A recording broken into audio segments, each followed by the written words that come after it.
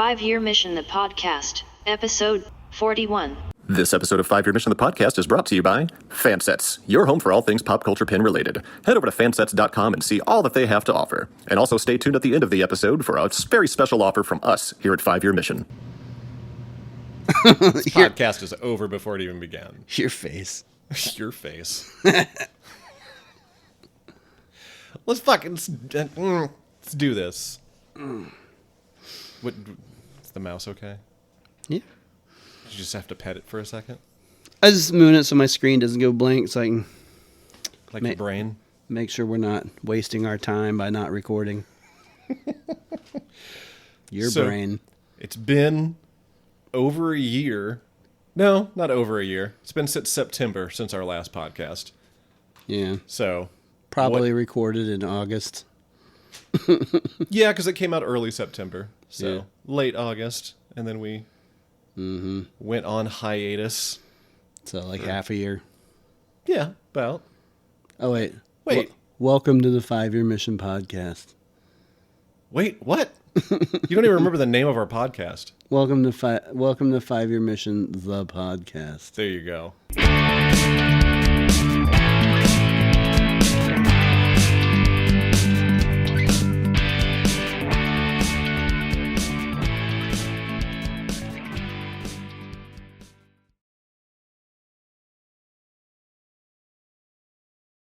I'm Andy. It's been a long time, man.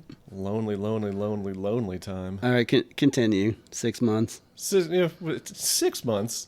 Ish.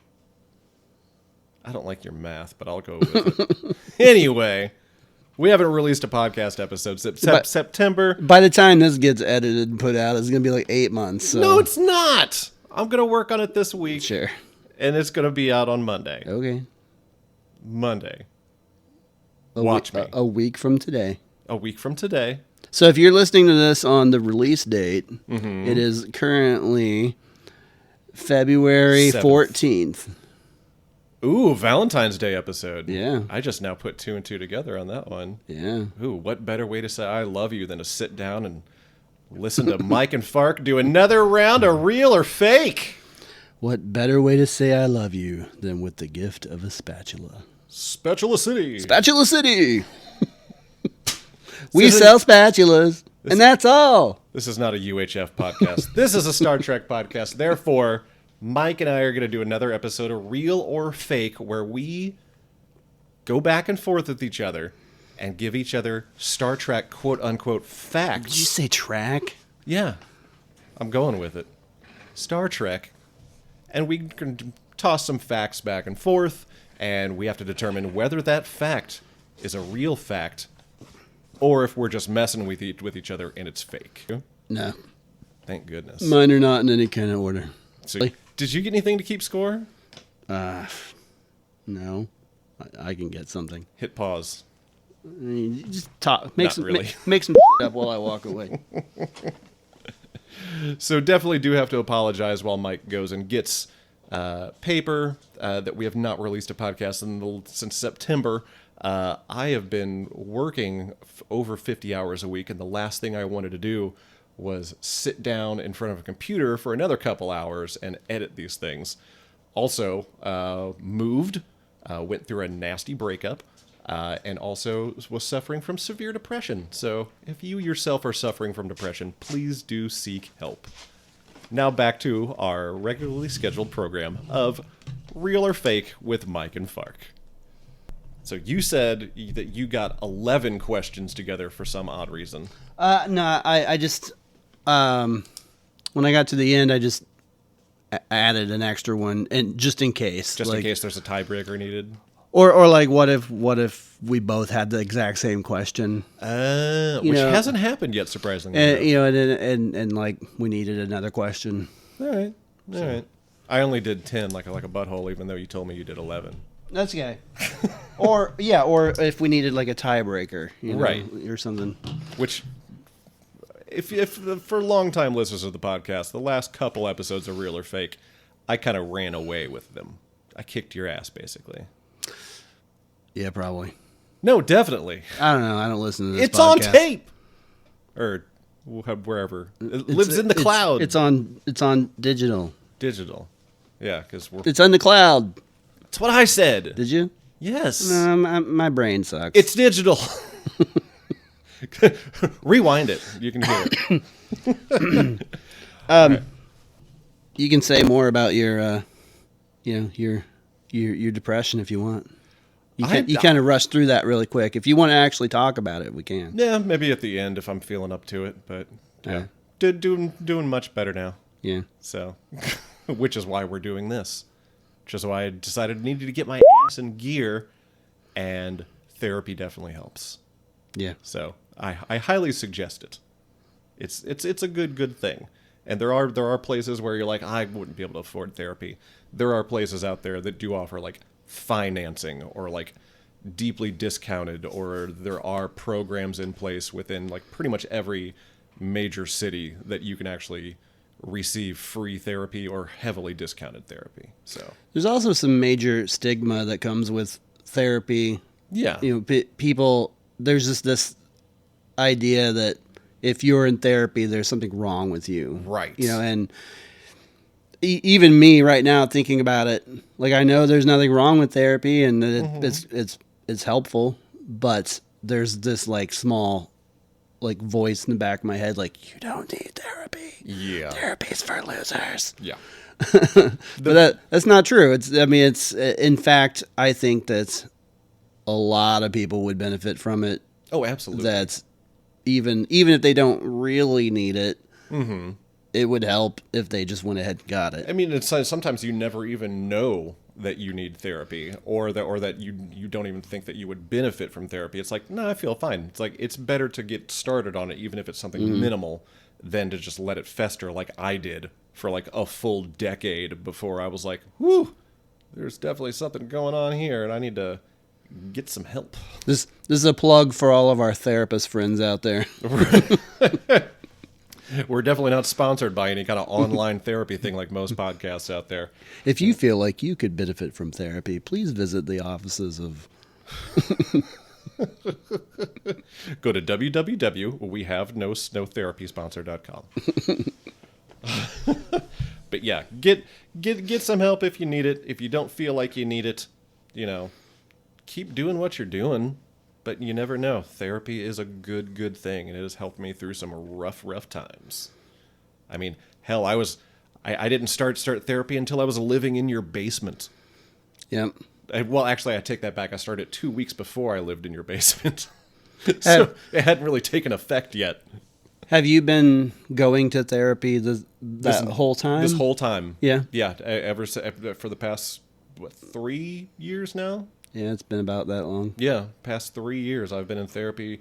There's been like a month or two where I've gone without it, where I didn't feel like I really needed to talk. But then past few months I was like, can we go up to twice a week?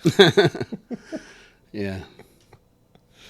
But yeah, it's definitely helped. I feel like I'm kind of getting out of my rut. The weather is definitely not helping right now because there's a bunch of people that suffer from like seasonal affective disorder, and then like new living situation that I'm in that kind of messed me up for a little bit, and usually still. Like a change of scenery is helpful to people who I mean, it's just an odd change. Yeah. Especially considering I went from living completely on my own for like 4 months to going back to having like a roommate again. Mm-hmm. But it's also kind of nice because with Hank at home, my dog, like there's somebody else there where if I'm not going to be home, I don't feel like I have to rush home.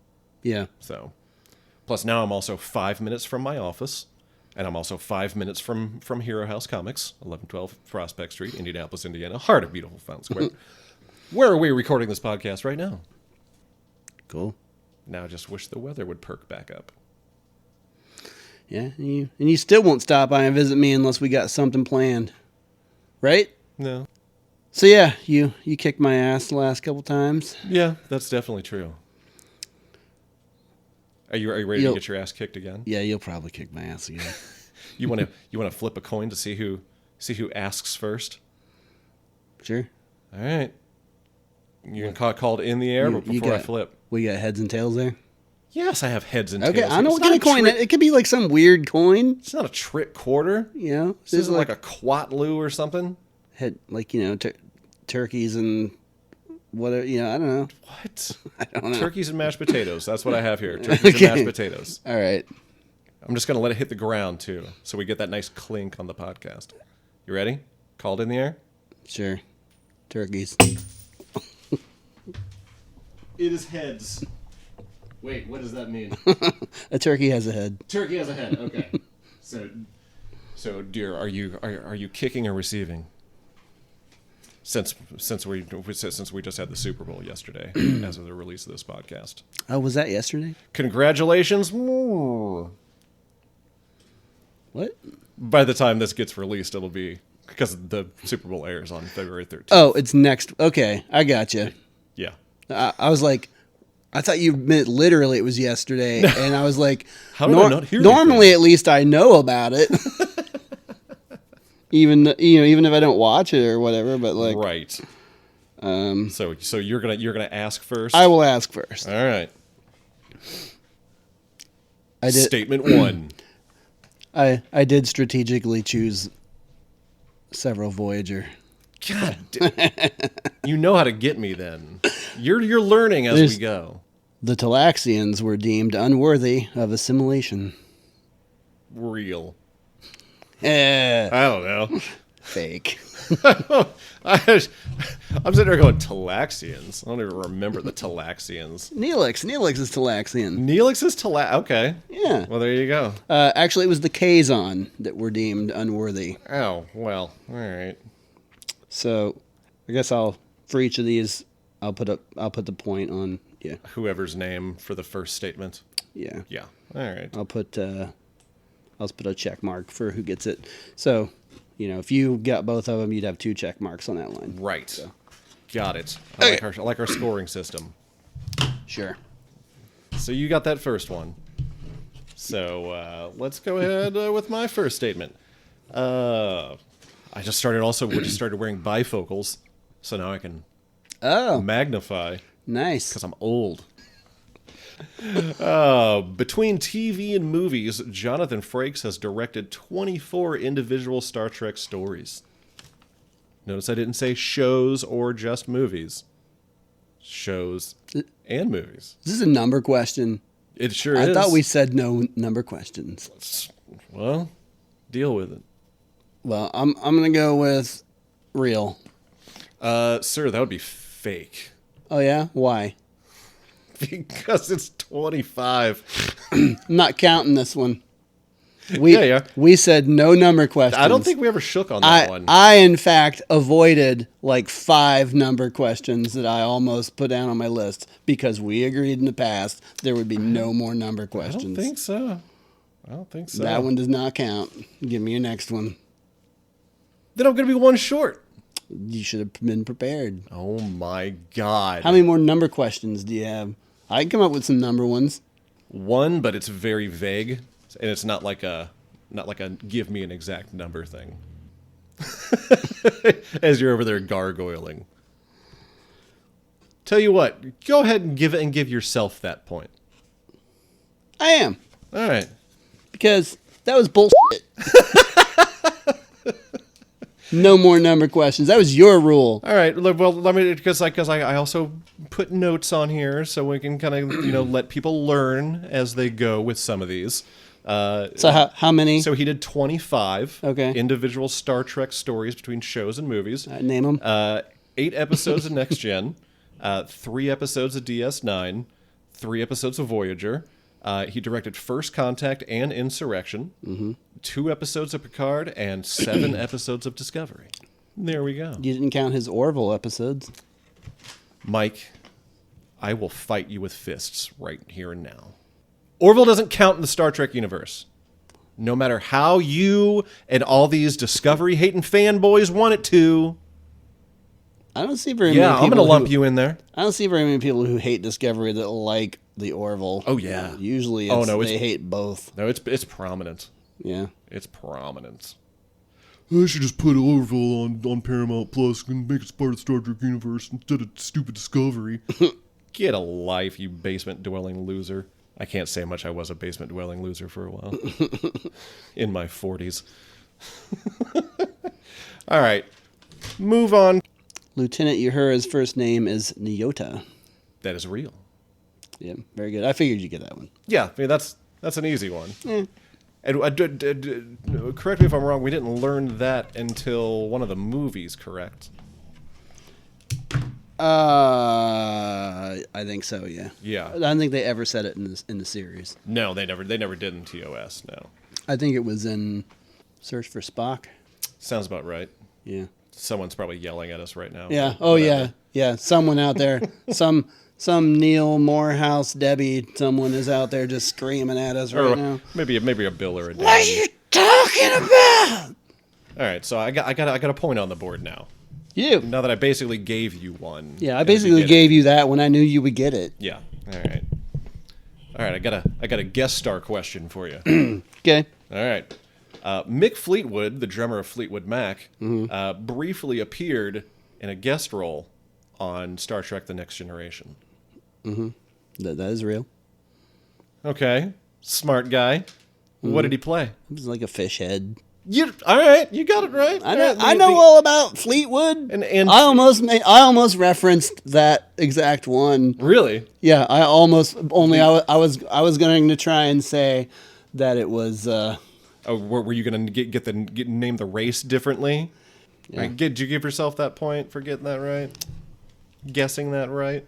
Yeah, I almost did that one, but I was going to say that it was him and. Why? Lindsey Buckingham? No. What is Lindsey Buckingham? Why is her name escaping me right now? What is she from? Stevie Nicks? Stevie Nicks. But then I was like, you know what? No, he would be like, no, Stevie Nicks was never on Star. You would have known. No, I would have gotten that. But it's funny that I almost referenced that episode in one of my questions. I just always thought that guest appearance was funny because you would never have known unless like it was mentioned on some like listicle type thing. Yeah. Or in a book. Well, yeah, because it wasn't like advertised. It wasn't made a big deal. It's not even like he Special really guest star Mick Fleetwood. He didn't even really have lines. Like it was like I think the aliens made sounds. Yeah, and he was in full prosthetics. Yeah, so it's not like you would never know it was him. But yeah. I can't think. I can picture him standing on the transporter pad. Yeah, but I can't. I don't remember the name of the episode or the name of the aliens. Manhunt was the episode. Okay. In Turnabout Intruder, oof. Lieutenant Lisa is the communications officer. Ooh, I know it wasn't Uhura because she did not appear in the final episode, so I'm going to go with real. That's a good guess. Yeah. I was hoping maybe you'd be like, Lisa, that's not a real name for it was something else. Yeah. No, because that seems a little too easy. So I was like, that sounds about right. But I also knew that Uhura did not appear in the final episode. So right. So I knew somebody else was at least the communications officer. But I believed you. I believed it was Lisa. Which sounds weird. I sold it. I noticed you're angled towards me to where you can't hide behind the microphone this time. That's true. Maybe I should do that. I had to set up that way because of the furnace, but I turned the furnace off, so okay. I can do this a little more. So I think we can survive without the furnace for the. This is better. Okay, that's better. all I can see is your creepy gargoyle eyes now. Good. So we're ready for your third. Ready for my third one. Star Trek: The Original Series was originally passed on by CBS in favor of Land of the Lost. I feel like you're trying to trick me because of, it was a different series than Land of the Lost, but or a different network. Yeah. Yeah, I don't know what network Land of the Lost was on. I'm gonna have to guess because my knowledge is not that well. I'm not that well versed in that. I almost had a question that was very similar though about the. You're just trying to copy me from afar. Yeah. I'm going to say real. That would be fake. Star Trek was originally passed on by CBS in favor of Lost in Space. You know what? I knew that. I knew that. And I even almost mentioned that a minute ago when you said it. Because I wanted to put another series in there that had the word Lost in the title. I know. Just to kind of throw you. No, you didn't really throw me because I knew that they were competing with Lost in Space, and I thought that was true. But then you were like, since you mentioned that, I thought maybe that one was also. Oh, about the network? Yeah, like I thought you were trying to throw me off, It was NBC that passed on. No. Because I knew, because you would know that I knew about Lost in Space, and then you're trying to get me to guess that it was fake or whatever. All right, my next question. You're number 4. Number 4. Leonard. Oh wait, let me get behind my name. Yeah, get behind the mic. Yeah. Hide your poker face. Leonard Nimoy was the first Star Trek actor to write a Star Trek story. Do you want to clarify for me when you say story? Are we talking episode, or are we talking like book or movie? I believe that the answer to this counts as for any of those. Dang it. Leonard Nimoy was the first. I'm going to go with real. That is fake. Dang it. Who was the first? It was Walter Koenig. What was it? An episode of the animated series. All right. Nimoy just seemed like the best choice for that. I know. That's why I was like, I'm going to pick Nimoy. He's going to think it's real. He seemed like the logical choice for that one, though. I see what you did there. Yeah, thank you. Man, you're winning so far. I am. I don't like it. Yeah. Okay. Let's do this next one. We'll see where we're at. All right. It's close. It's close. All right. Well, here's my number 4. Before James Darren was cast as in the role of Vic Fontaine, the role was originally supposed to be played by Frank Sinatra Jr. Fake. That is real. What? Yeah. Oh no, but dig this. They actually offered it to a lot of people before James Darren. Oh yeah. Yeah, and you're gonna love a couple of these. So the role was originally written for and was supposed to be played by Frank Sinatra Jr., but he only wanted to do it if he could be just like an alien on a single episode. But he didn't want to just basically be just a crooner guy. Yeah. But the role was also offered to none other than Robert Goulet. Also, Steve Lawrence from the old Steve and Edie show. Jerry Vale, the old 50s crooner. But also Tom Jones. I would love to see Tom Jones play Vic Fontaine with his little fro and that weird Welsh accent. Yeah. Oh my God! It would have been or even a Robert Goulet with his weird cheesy because then all I would think of is Will Ferrell playing Robert Goulet, every time I saw him. So Yep. But yeah, Frank Sinatra Jr. Interesting. That's who the producers wanted to go with because he was a name. Yeah. So yeah, but yeah, then all those other 4 singers too. So he only would have done it if it was an alien and a one-off, shot. Yeah. Because I think I read it seemed like more because people always hate on the Vic episodes. I think there were only actually 5 episodes with Vic. Mm-hmm. That sounds about right. Yeah, which is weird. Oh wait, is this a number question? Well, it's a number follow-up that goes along with the question. Okay. Technically. All right, so we're up to question 5. Ronald Reagan once said that Klingons reminded him of Congress. That is real. That is real. Yeah. Actually, I read that while I was doing research for this episode. Nice. I know when I was doing my research, I was like, I hope he doesn't look up the same thing I looked up and then we have the same questions. Didn't he visit the set of TNG? Of TNG? Yeah. I want to say that he did. Yeah, there was Nancy. I don't know. I want to say one of the two visited the set. That may be. I don't recall.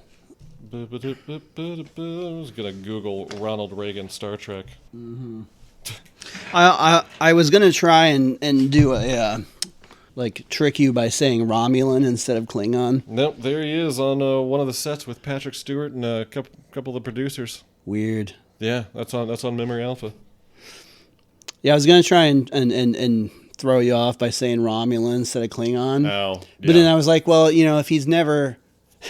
this is my train of thought. I was like, well, if he has no idea about this and he thinks that it just sounds like made up crap, he's going to say fake. Yeah. And then I'm going to be like, well, crap, it's fake because I said Romulan instead of Klingon, but it's real. Yeah. So I just went with the fact to see if you would just guess fake because it sounds ridiculous. I know, it sounds just dumb. Yeah. It's like, oh, those Klingons in Congress. That was great Reagan, by the way. That was fantastic. For a moment, I thought he was in Hero House. His corpse? Yeah. Sweet. But that might just be like whatever that smell is coming from your feet. It's Sharpie. All right, my statement 5 is pretty quick hitter. Star Trek Insurrection's original title was Star Trek Resurrection. Again, I'm just going to have to guess because I do not know this one. All right. So I'm going to go with fake. No, that would be real. Oh, God. Do you want to know the reason why it's real? Since I'm a good note taker and I explain these things. Sure, let me have it. Because when they were in production, they did not claim the name or announce their title, but the newest Alien movie went ahead and announced their title months before release, and it was titled Alien Resurrection. Right. So basically, we can thank Sigourney Weaver and company for the name change. I don't think it helped that much. No, it really didn't. I just recently rewatched all of the TNG movies too. Yeah. Which I think they kind of get a bad rep. They do. I think all 4 of them are decent. Yeah. I think that they're just... I mean, Generations was... I think I like Generations a lot better than most Star Trek fans do. It seems to get a lot of hate towards or just it. eye rolls. Yeah, but I thought it was actually really good. And I think, obviously everyone loves First Contact. I think Insurrection, it just... I think it was just a little slow. I think if they had changed the pacing in it a little bit, and like the opening was really exciting. That's always. the one with Data and the kind of the weird planet. Yeah, going a little nuts or whatever. Invisible for some reason. Yeah, which is literally something that happens in an episode. Yeah, and Data.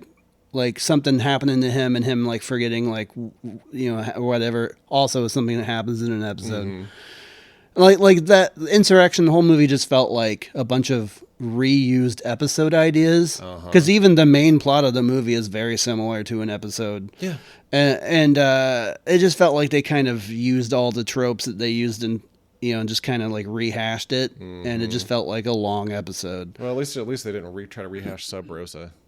Yeah. Nemesis, I thought was, I thought it was good. That was one with Tom Hardy, right? Yeah. Okay. Yeah. And I thought it was. When I saw it in the theater, I liked it. Mm-hmm. But I can see where a lot of Star Trek fans, like the hardcore fans, aren't really big fans of that movie. Yeah. But it had great action. Mm-hmm. It had a pretty good story overall. Yeah, the whole Picard clone. Yeah. There was was it the Romulans that were using it? Yeah. Yeah, Romulans, and they had the new like sub Romulan race, the Remans or whatever. Yeah. And it was kind of a, when you watch it, you can clearly tell that like the director didn't really know much about Star Trek. No. But sometimes that's nice, like because it gives it a fresh feel. Yeah, but I don't hate any of those movies the way a lot of people do. No, I think they're better than a couple of the original series cast movies. Yeah, and pretty much anything's better than Into Darkness. So yeah, we can all agree on that. Everyone can agree, except for Jim Morehouse, that Into Darkness is the worst Star Trek movie. Because Jim won't say anything negative about Star Trek to begin with, so. Well, at least publicly. I'm sure we can get Morehouse drunk one night and he'll be like, you know what episode I hated? All right, you got your Into Darkness. That was the worst episode. You got your number 6. Yup. Yup. Number 6. Now I'm worried that you looked at the list that I used, so you know the answers to all these. Oh, I used multiple lists. I jumped around. So. Yeah. A lot of these came from one particular list, so you may have. I may have seen it then. Yeah, I know. Khan was named after a pilot that Gene Roddenberry met in World War II. Real. Yeah. Did you see it on the list? No, actually no. But I just remembered that from a while ago. Yeah. I thought that was interesting. He did that. He did that a lot. I mean, like, because like the Enterprise's original name was the Yorktown, which wasn't that like a ship he was on and everything. So yeah, and he did a lot of characters like that. He was like, I'm going to name this after this guy that I knew, or this guy that we used to work with. And I knew that was the case, but this was actually a fact that I had never heard before. Oh, and so. And I thought maybe that one was so Khan's name is so bizarre, and it's such a random he was just one random guy in an episode in the second season. Why would that one be? Just because he's one of the most famous characters. Well, he initially wasn't one of the most famous characters, but right, and that's my point. Why would he be named after somebody? So I thought maybe I could throw you off, but just a one-off little character that eventually would become one of the most iconic Star Trek villains in history. Yeah, he's okay. Okay, Wrath of Khan, he was amazing. The movie's okay. We can argue about this. Yeah, it's fine. It's a lot farther down my list than on most people's lists. I know. We've had this discussion. I know. All right. But I don't hate it. Right. I still think it's a fantastic movie. Yeah. But it's just not up there for you. Not on the list of Star Trek movies. Right. It's higher than Into Darkness. Oh, everything's higher than Into Darkness. I think we can all agree on that one. Okay. Number 6. You're number 6. Yes. You remember the episode Extinction? Of which series? Voyager, okay. Voyager. Extinction. Lizard people. Okay. All right. Extinction was basically a sequel to Threshold. Now I feel like you're trying to throw me off on this. Just because I mentioned Threshold. Well, and it both involves lizard people. Because I know I know both episodes pretty well, and I've recently seen both of them. Yeah. But I feel like there's some behind the scenes factoid that I don't know that never know. You apparently have Googled yesterday, and no, this was last week. Yeah, but I'm gonna say this one's fake because I know both of those episodes. So it must, if it's real, then it's some bullshit writer thing that I don't know about that didn't make it to the episode. But other than the fact that it's part of the same TV series and therefore it is a sequel. Wow. I'm going to say fake. It is real.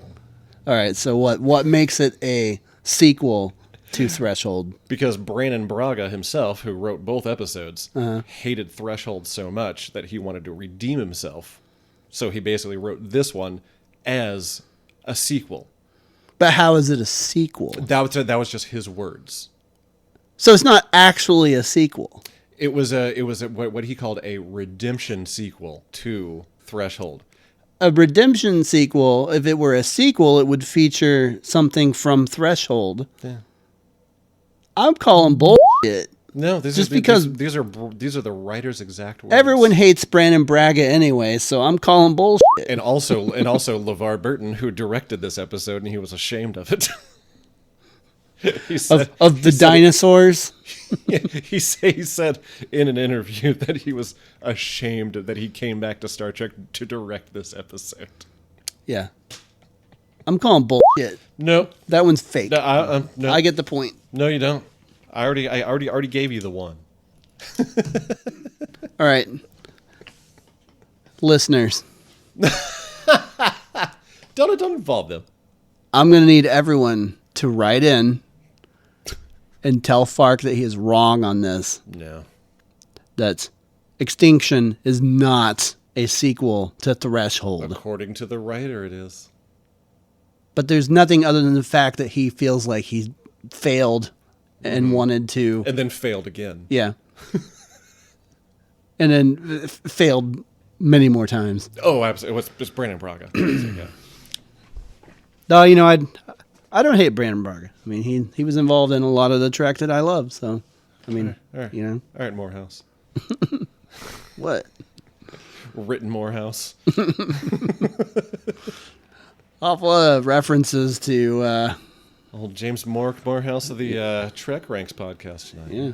With good reason. We need to get him back on an episode. It's been a while. He can get on here. He can get on here and tell you how that's not a sequel. Yeah. Jim, I need your help. I need this point that Fark won't give me because some bull interview or something that Brandon Braga gave trying to save his ass. This is the first episode that I have to edit back after months, and you're going to make me bleep out so many words. Fuck yeah. God damn it.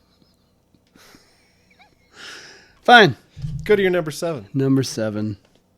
You suck. Am I winning? Yeah. It's no surprise. Well, I'm not surprised. I call bullshit on 2 of those. Stop saying words. You probably saw this one on the list too, so. Maybe. Number 7. Number 7. Captain Picard's fish is an angelfish. Fake. Why would that be fake? Because I've seen his fish in that little aquarium in his office, and I do not believe that is an angelfish. It is black and white striped, but I don't believe that is an angelfish. Well, then what kind of fish would it be? I don't know. That's not part of this game. If it's not an angelfish, what kind of fish is it? It's not an angelfish. I can tell you that much. Oh yeah. Just by looking at it. It's like it's a space angelfish. In space, it's always like, I mean, they just take like, you know, an apple and spray paint it purple, and that's the fruit. Why can't they just do that with fish? Put an upside down iguana. That's his fish. So I said fake. Yeah, you're right. Yeah. What kind of fish is it? Lionfish. All right. Cool. Yeah.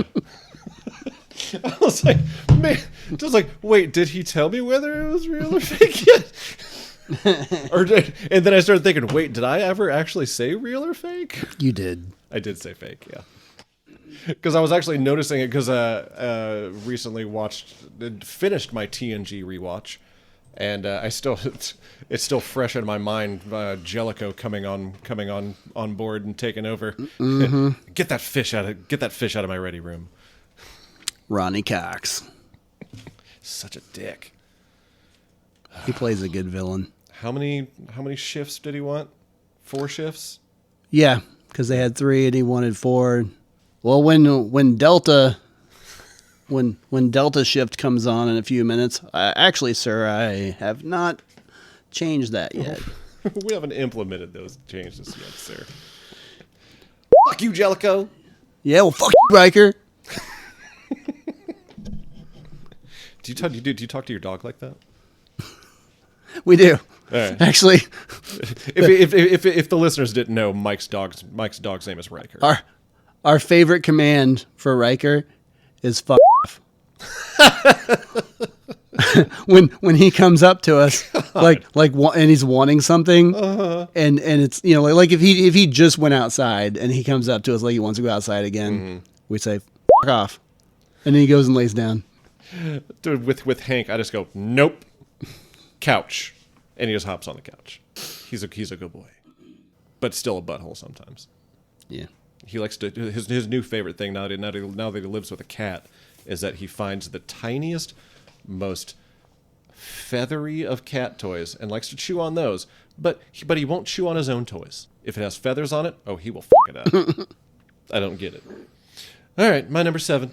You ready? Yep. All right. Rule of acquisition number 1 says once you have their money, you never give it back. That's real.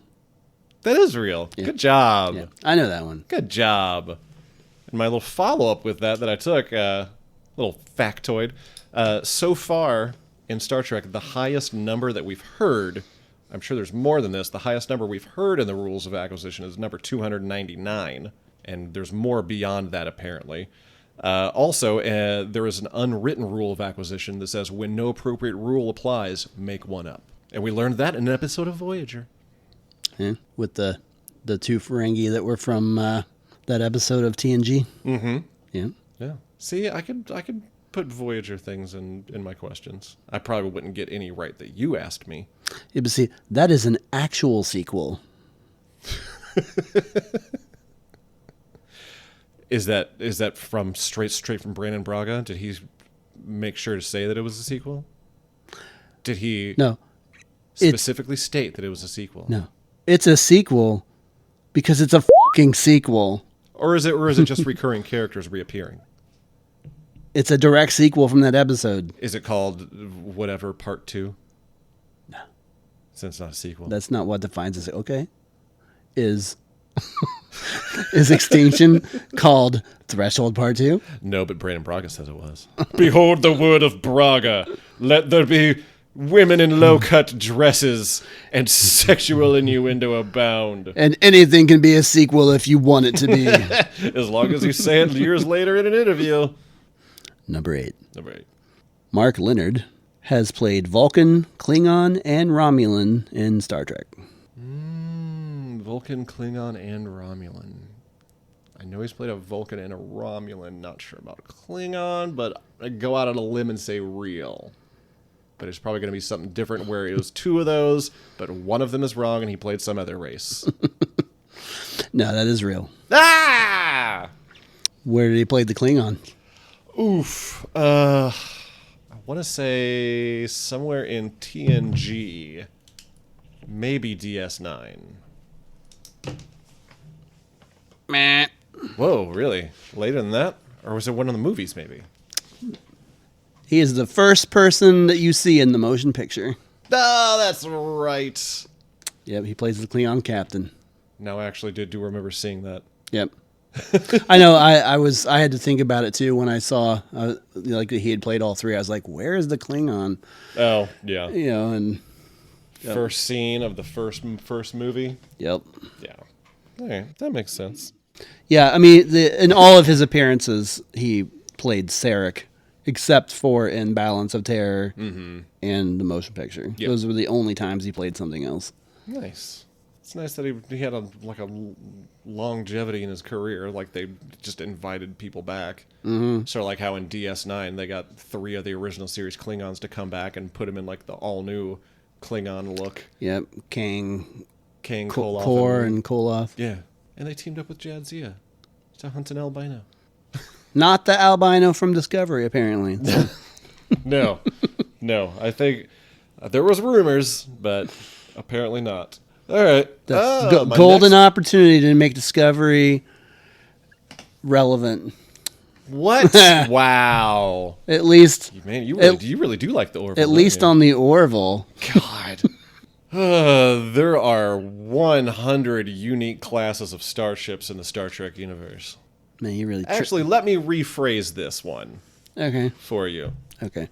Let me figure out how to rephrase this so you don't start calling bullshit on me. Because it's a number question. Yeah, I said this one's ish. Yeah. All right.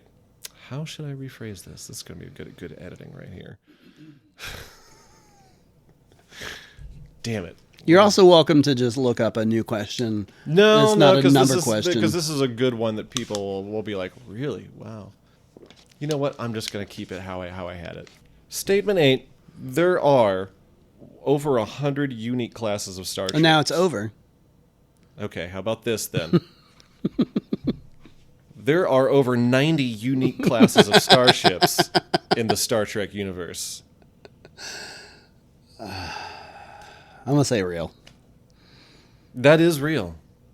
Yeah, there are currently 94 unique classes of starships in the Star Trek universe, but going from TOS through all the way up through Discovery and Picard. That they have mentioned. Yeah, they have mentioned actually. If you go to Memory Alpha, it lists each and every class of starship and like where we would have seen them and what episodes or movies that we would have seen them and everything. It's a pretty in-depth list. And I was like, that'd be good. That'd be a pretty good question. And then it started looking, and they had each class of starship. They include listed. like all the different shuttlecrafts and stuff. Like, yeah, and like freighters and warships and science vessels and all kinds of stuff. It's nuts. And they're all listed alphabetically too, which was also kind of nice. And originally, originally I had that as there are 90 unique classes of starships. So I changed it from an actual number question to just a roundabout number question. So I was going to be like, fake, there's 94. Right. No more number questions. I know. That's why I went back and rephrased that one. We agreed. Yeah, all right. And then you cheated. You cheated the first time. I got you on that O'Brien question. I know. That's where it started. It pissed you off. You said no more number questions. Yeah. So it's your fault.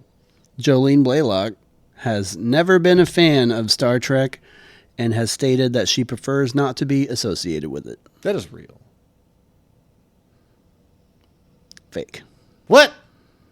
She was a big fan of TOS growing up, and her favorite character was Spock. See, it was the last part that messed with me, considering she's never done the convention circuit or even remotely said that she wanted to come back and do anything. I know she always avoids the conventions and doesn't really interact with fans. And I think she has even said something along the lines of that she didn't want that show to define her career or whatever. I mean, it's not that my statement was that far from the truth, Right. but I should have remembered I remember seeing some quick little hitter quote from her about her being a fan now. Yeah. She was a fan of the original series. All right. And growing up, her favorite character was Spock.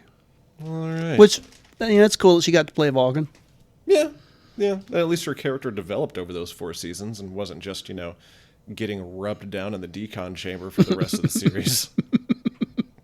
Because holy crap. Because what was the one episode where she played her own great-great-grandmother in Montana? Yep. Carbon Creek. Yeah, that's it. Carbon Creek, where one of her travel mates really had to stay home because I Love Lucy was on. I was like, oh, that's a subtle nod. Yeah, which is a nice reference. Yeah. Yep. I like that they also initially made their money on Earth by hustling a game of pool in a bar. Oh, Jolene, come back and just play T'Pol in a flashback episode of Discovery or something. Yeah, something. Because she'd be what? By that point, she would be in her 200s? She was, 60 years old on Enterprise? I want to say older than that. I don't think it was much older than that. Because I remember Trip being appalled by her age.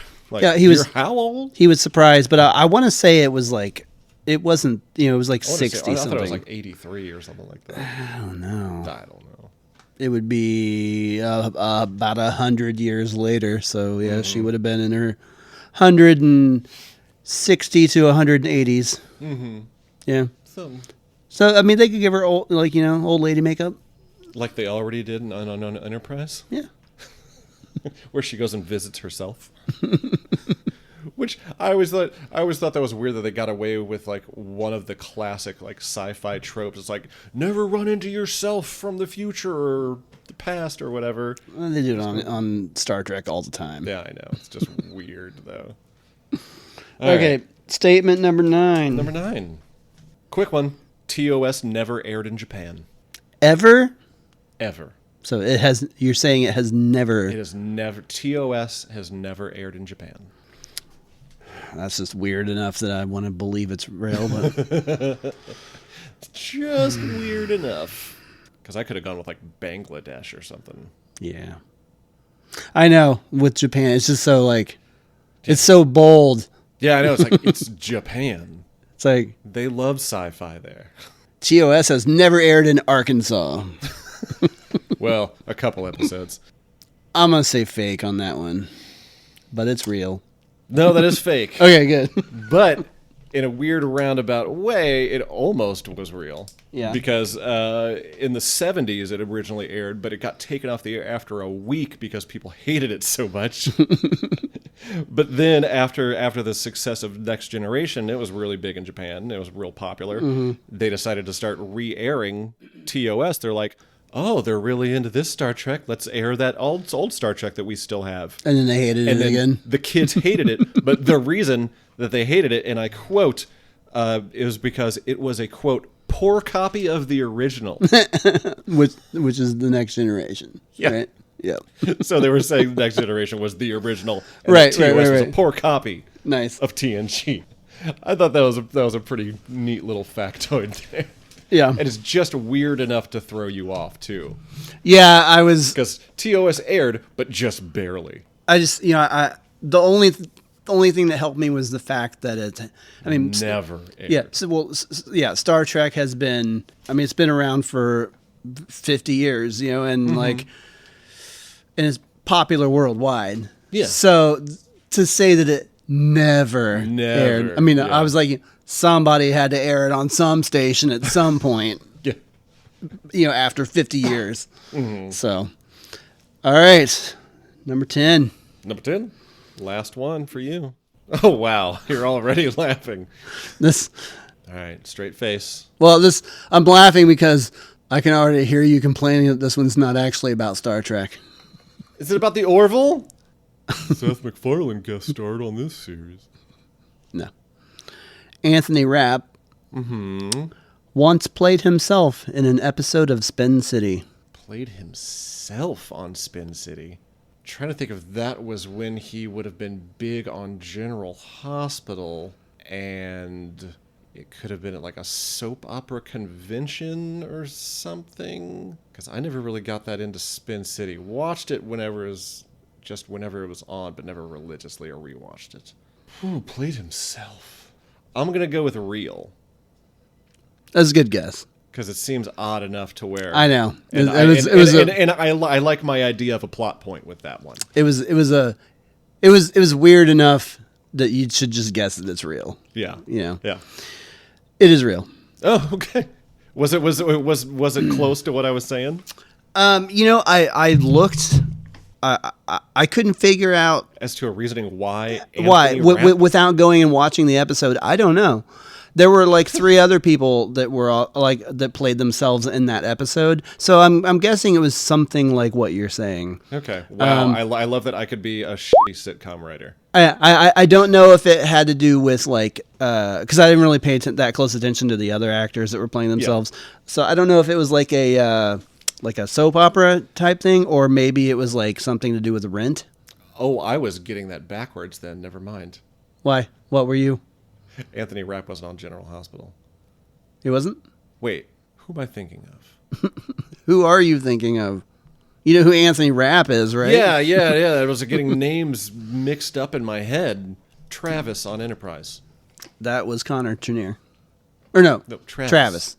Travis is Anthony Montgomery. Montgomery. That's yes. where I was getting confused. I was getting Anthony Montgomery and Anthony Rapp confused because Anthony Montgomery was on General Hospital, and but that would have been the whole soap star. But that was later. Okay, he was on there all right. after Enterprise. So Anthony Rapp might have been playing himself as like a Broadway star. Yeah, Anthony Rapp then. Okay, yeah. So either way, my my concept works. Well, you guessed right. Yeah. All right. Cool. What's that score looking like over there? I think that does this one even matter? I think that point actually solidified makes you win. Yeah. So yeah. Yeah. But you can ask me the question. Oh yeah, my final question. But even if I get this right, you still beat me by a point. Yeah. And this is actually a good one too, because I was pretty proud of finding this one because I didn't even know it, and it's kind of a gimme. The voices of it's a Lower Decks question, by the way, in case you don't recognize the names immediately. The voices of Captain and Admiral Freeman on Lower Decks are married in real life. Well, I don't know the answer. Okay. So, I mean, that's a weird enough thing. I'm gonna say real. That'd be fake. Oh. Yeah. But the voice actors, Don Lewis and Phil LaMarr, I'm sure you recognize both of those names. Don Lewis, most famous for A Different World, the Cosby Show spinoff, and Phil LaMarr, who's done countless voiceover work for like Animaniacs and all kinds of stuff. Yeah, he was on Pulp Fiction. Yeah, that's right. That's right. Oh, crap, I forgot about that. But the two of them also played They're not married in real life, but they did play a married couple in another animated series that you might know. They played La Barbara and Hermes on Futurama. So this is the second time that they've been married in cartoon form. And I had no clue about that. I never put two and two together on that one. Interesting. So there we go. Yeah. So I didn't get that one either. No, you didn't. So that definitely put me over the top. Yep. Who's big winner? Fark's big winner. Barely. Again. That's 3 in a row that I've won now. You want my 11th question? Oh yeah, the weird random bonus question. What extra do I win if I get this? Bragging rights. I already have that. Yeah. I get a free comic book. Zoe Saldana, self-proclaimed sci-fi geek, had never seen a single episode of Star Trek before being cast as Uhura. That is real. That is real. I remember reading that in an interview before. Yep. I thought that was interesting that she really does. She really is a self-proclaimed sci-fi geek. Yeah. She has referred to herself as that. But she never saw Star Trek. Yeah, I know. Like, come on. I know plenty of sci-fi geeks that have never seen Star Trek. Either that or it's like I know of these particular characters, but they never have watched like an episode or anything. It's like, well, I'm sure you probably are really into something that I've never watched before. Like, here you go. I had never watched any of the Matrix movies up until a year ago. I can definitely understand that with certain sci-fi things, but I mean, she was what, at least 25 or 30 years old when she played Uhura, right? So in all of that time, if you claim to be a sci-fi geek, you never saw any episode of Star Trek. Like, I honestly don't think it's that unusual. Yeah. Like, now I can maybe it just means TOS. Possibly. And maybe she saw like a Next Gen or something, but I just feel like it's so hard to not have seen one of those at this point. Well, you also have to think that like a lot of Star Trek was just in like syndication and stuff, and like it wasn't like as prevalent on streaming and everything like that. And streaming wasn't huge either. Sure. So, and I mean, nowadays it's so much more accessible. And it's no Babylon 5, so. I mean, what is? Never watched an episode of Babylon 5. I've never seen Babylon 5. All right. Well, there we go. Yeah. I've never. Supposedly, Deep Space Nine ripped it off. Yeah. Didn't they have a couple of writers in common though? I don't know. Yeah, exactly. All I know is that Babylon 5 looked like a really, really bad, like British sci-fi looking show. I've never seen a single one of the Lord of the Rings movies. I tried to watch Farscape. I like that this is just confession time of like busting down our own street cred here. And really, I think I only saw the first Matrix movie, and I was not impressed, and never saw any. Yeah, that's the only one I watched. Yeah, and it was only because it was streaming for free somewhere, and I was like, you know what? It's still a pandemic out there. It's been 30 years. Might as well give it a try. might as well know what that bullet cam thing is that like every cartoon has ripped off and weird random spoof movie out there is doing. I will give The Matrix credit for being unique. Yeah. For its time. Yeah. And for inventing several things like that. Yeah. That are just common now. And plus it's such a big part of pop culture history now that everybody just references it. I will certainly give it that credit. But even at the time when I saw it, when it first came out, I remember thinking, I think I saw it in the theater, but I don't really remember now. But I can remember thinking like all these people's minds are being blown by this. Like this is just an everyday sci-fi trope that I've seen like 50 times. Like, it's not real, and it's all alternate reality. Yeah, or whatever. Like, whoa. But that movie made it a mainstream thing, whereas before it was in like sci-fi stuff like Star Trek. Well, so also like, what the hell is Ted Theodore Logan doing up there? I cannot take him seriously. What does Brody from Point Break think he's doing up there? I cannot take him seriously in any role. What does that dude from the Lake House think he's doing up there? What is Johnny Mnemonic up to now? Didn't he play Hellraiser or Hellraiser? Hellblazer. John Constantine. Yeah, Yeah, believe so. he was Constantine in one of those movies, right? Never seen him. I didn't see it either, but I don't know. I know he was in it. Whoa. Nicest guy in Hollywood, according to a lot of people, though. Yeah. Yeah, he just hasn't been called out on anybody yet. Jesus. All right, you ready to wrap this thing up? Our first episode back in months. Sure. Sure. Go ahead and gloat.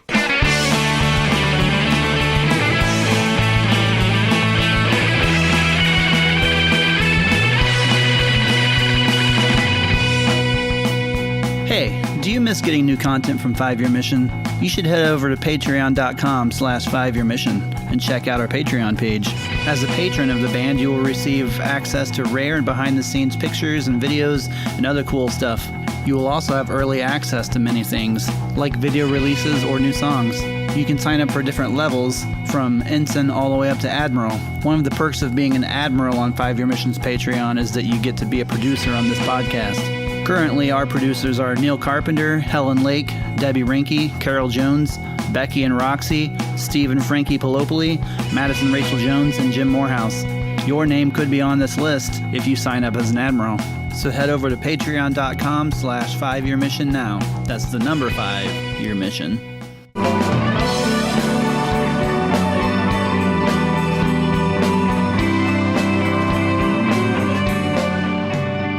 Oh, it's been a while since we've had an ad read for fansets.com, but they've had new releases from DC, Scooby-Doo, Godzilla. Oh, there's so many. But in the Star Trek world, we got Jeffrey Combs as Weyoun, the lovely Lita, our favorite Dobbo girl from Deep Space Nine, Galt, our favorite drill thrall, and Dan Davidson lookalike. Also, you got the Klingon badge, both in pinback and magnetic form. Also, the lovely, beautiful Uhura commemorative pin, as well as the disco logo. And oh man, coming in April, hold on to your socks. We got 6-inch ship pins coming in. These things are huge, double-backed. Oh, what I've seen, they're going to be releasing these at the Chicago convention in April, so please be on the lookout for those. And while you're there, head over to fansets.com, fill up your cart, put in the discount code 5YearMission, that is the number 5, and then all caps Year Mission, 5 Year Mission. Get 10% off your entire order. Fansets. Our pins have character, and we thank Fansets for sponsoring each and every episode of 5 Year Mission, the podcast.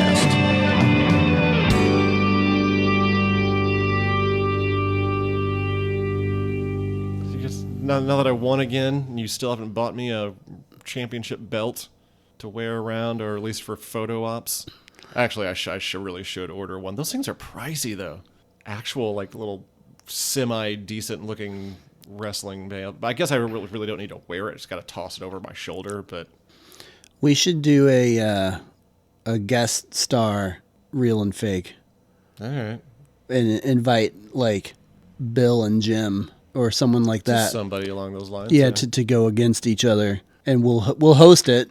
Ooh, and we can come up with the real and fake questions, and then we have them determine it. We could. Yeah. I was thinking that they would do it because they're going to go. Oh, they could be a moderator, basically. They're going to go super deep cut, and we'll just be the, Ooh. Because, I mean, who's going to come up with better questions than those guys? That's true. We're just going to, like, Google Star Trek trivia and be like, that's too obvious, that's too obvious. We can get, like, Nemechek in on the deal, too. Yeah, we could, I was thinking we could... switch it up. Have one where it's not just the two of us, but other people against each other, right. And we'll host it. Okay, I like it. This is an open invitation. Oh, really? I'm calling you out, world. No, not open to anybody. Oh, just sorry. Okay. Let me take that back. This is not an open invitation. This is listen, you plebeians. This is a specific invitation. To the people that we've named thus far. Yeah. So, Nemechek, Okuda. Ooh. Morehouse. Davidson. Okay, maybe not Davidson. Maybe not Dan Davidson. No. Right. Bill Smith, maybe. He's like that. Dan Davidson is like that other guy on Lou Trek that couldn't pronounce things right. To be fair, the only time Dan has saying things is during ad reads. And even then, it's just like his mellifluous tones just get tripped up over. And not like my stuttering problem. It's just like he is just trying to be the Micro Machines guy and failing hard. So yeah, that wraps up our first episode back since September. And we'll be back regular schedule every fortnight. Don't make any promises we can't keep. I'm committing to releasing a new episode every 2 weeks now. All right. I'm getting back on track because I've fucked around too much and got into my own head. And yeah, now I'm determined to get us back on track. And things are starting to slow down in the COVID world out there a little bit. Maybe start booking a couple shows, getting back to practicing again. Because we got year 5 to flesh out here. Yeah. We got a bunch of demos to make into a full band. Chris is finally starting to send some stuff out. Finally. Apparently Noah's sitting on a couple of demos that he's willing to share snippets of on Patreon. I noticed that. Speaking of Patreon, if you want to get monthly videos from us individually, to you specifically, head over to patreon.com/5yearmission and you can get in on the action. Plus, we announced a few weeks ago that we have a live album that we're going to be releasing online. And for anybody that's on Patreon, you're going to be getting real early release crack at that one. So before anybody else, I think we have, 30 patrons right now? Last time? I think it's like half that many. 24. Yeah. We have 24 patrons right now. It's more than I realized. So yeah, we got 24 people will be getting it before all of you. So yeah, get on it. It's recorded back in, what was it? It was May 25th. May 25th, 2019. 2019. Recorded across the street from Hero House Comics over at Radio, one of our favorite venues to play. And good old Neil Carpenter from jolly old England flew over here, and we let him pick the set list, but we're sneaky about it, going, "Hey, Neil, what are your favorite songs of ours?" Didn't realize he was making our set list for the show we were playing while he was in town, so. We're sneaky. We are sneaky. Well, Mike's sneaky. Yeah. Mainly Mike. We don't trust Mike. That's how we end the episode.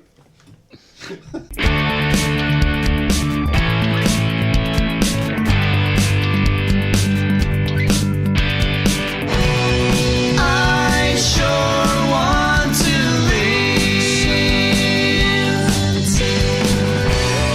I sure want to leave.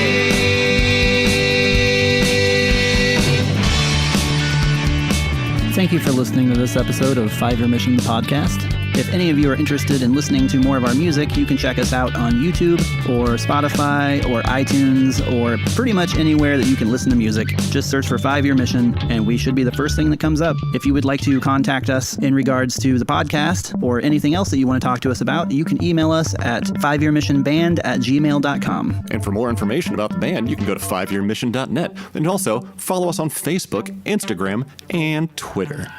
5 Year Mission, the podcast, is a production of Coconut Media Works. Executive producers Bill Smith and Dan Davidson. For more great Star Trek discussion, discover the other shows of the Trek Geeks Podcast Network at trekgeeks.com or find us in Apple Podcasts, Spotify, or your favorite podcast app.